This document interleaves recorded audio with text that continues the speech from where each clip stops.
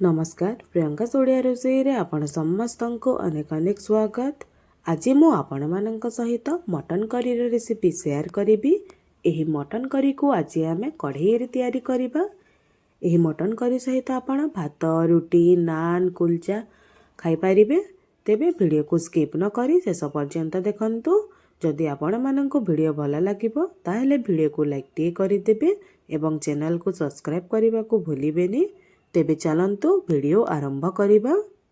प्रथमे आमे मसला तैयारी करि नेबा। तो सेहिति पई देखंतु एठी मु 3 बड़ चामच गोटा जीरा नेछि, गोटे चामच धनिया, 3टी सुखिला लंका, अल्प किछि अदा और किछि रसुण नेछि। रसुणर क्वांटिटी टिके अधिका नेबे। एबे एथिरे अल्प पानी देकी आकु आमे पूरा चिक्कण करिकी बाटी नेबा। देखंतु मसला को मु पूरा चिक्कण करिकी बाटी नेछि। एबे गैस रे मु कढ़ई टे बसाई नेछि। एबे सेतिरे मु 50 ml सोरिष तेल देउछि। एही रेसिपी पई आपण सोरिष तेल ही नियंतु। सोरिष तेल रे ही मटन टी खाइबा पई बेसी स्वादिष्ट लागि थाए। तेल गरम हेबा परे एबे एतिरे मु गोटी तेज पत्र को 2 खंड करिकी देइ नउछि। ता सहित एतिरे मु 4 रु 5टी प्याज को लंबा लंबा साइज रे काटिकी दउछि। एबे प्याज को आमे भल भाबरे भाजिबा। जे पर्यंत कि प्याज टी पूरा लाल न हो जाइछि से पर्यंत आमे प्याज को भाजिबा।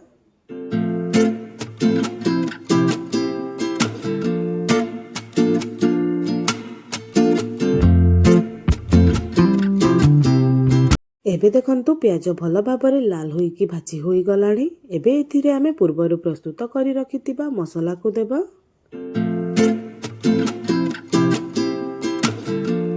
एथिरे पाखापाखी गोटे चामच हलदी पाउडर और हाफ चामच लंका गुंड देबा।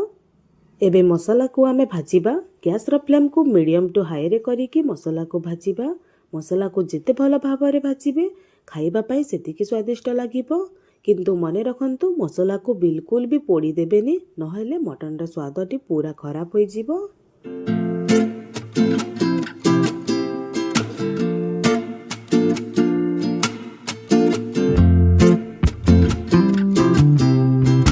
एबे देखंतु मसला भल भाबरे भाजी होई गलाणी। एबे एथिरे आमे मटन देबा। तो एठी मु 800 ग्राम मटन नेछि। मटन को मु भल भाबरे धोई नेछि। एबे मटन को आमे एथिरे देई नेबा। मसला सहित मटन को भल भाबरे मिसेइकी किछि समय पई भाजिबा। एही समय रे आपण एथिरे लूण मध्य ऐड करि नेबे। मु लूण देबा पई भूली जाइतिली तो परे मु एहा को ऐड करि नेछि। एबे गैस र फ्लेम को लो रे करिकी आकु आमे आधा घंटा पई कवर करि नेबा। मझिरे मझिरे लिड खोलिकी मटन को भाजी नेउथिबे, नहेले मटन टी कढ़ई रे लागि जाई पारे।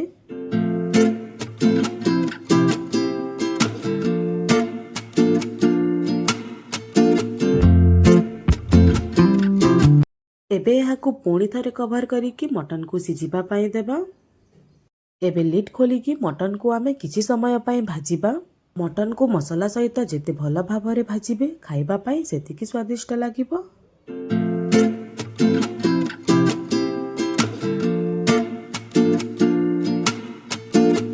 एबे एथिरे आमे टमाटर देबा। तो एठी मु गोटे छोट साइज रे टमाटर को लंबा लंबा साइज रे काटिकी दउछि। एबे सबु को भल भाबरे मिसेइकी किछि समय पई भाजिबा।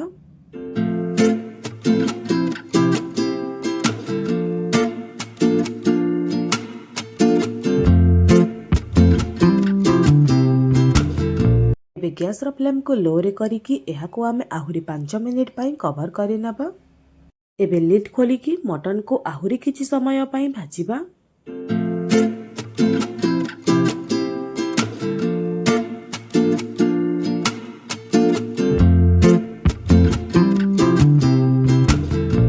एथिरे आमे पानी देबा। तो एठी मु गोटे बड़ गिलास पानी ऐड करि नउछि। एबे एथिरे आमे गोटे चामच गरम मसला देबा। ता सहित एथिरे मीट मसला मध्य देबा। तो एथिरे मु गोटे छोट पैकेट मीट मसला ऐड करि नउछि।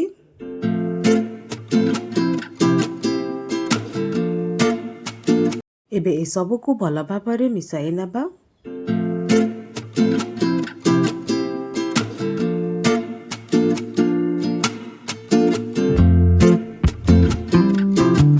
एबे गैस र फ्लेम को लो टू मीडियम रे करिकी आकु आमे आधा घंटा पई कवर करि नेबा, जहा द्वारा मटन टी भल भाबरे सिझी पारिबो। ଅଧ ଘଣ୍ଟା ପରେ ଏବେ ଲିଡ୍ ଖୋଲିକି ଦେଖିବା। ଦେଖନ୍ତୁ ମଟନ କରିଟି ଭଲ ଭାବରେ ଫୁଟିଗଲାଣି। ଏବେ ଆମେ ମଟନ ସିଝିଛି ନା ନାହିଁ ଚେକ୍ କରିନେବା। ତ ସେଇଥିପାଇଁ ଦେଖନ୍ତୁ ମଟନକୁ ମୁଁ ଚାମଚରେ ଏମିତି 2 ଖଣ୍ଡ କରିକି ଦେଖାଉଛି। ଦେଖନ୍ତୁ ମଟନଟି ପୁରା ପରଫେକ୍ଟଲି ସିଝିଛି। ଏବେ ଗ୍ୟାସର ଫ୍ଲେମ୍କୁ ଅଫ୍ କରିକି ଆଉ ପରେ ଆମେ ଧନିଆ ପତ୍ର ଦେଇନେବା। ଏ ଦେଖନ୍ତୁ ପ୍ରସ୍ତୁତ ହୋଇଗଲା ଆମର ମଟନ କରି। ଏହି ରେସିପି ଆପଣମାନଙ୍କୁ କେମିତି ଲାଗିଲା କମେଣ୍ଟ କରି ନିଶ୍ଚିତ ଜଣାଇବେ। ତେବେ ଆଜି ପାଇଁ ଏତିକି। ପୁଣି ଆସିବି ଆଉ ଗୋଟେ ନୂଆ ରେସିପି ନେଇକି। ସେ ପର୍ଯ୍ୟନ୍ତ ରହୁଛି। ନମସ୍କାର।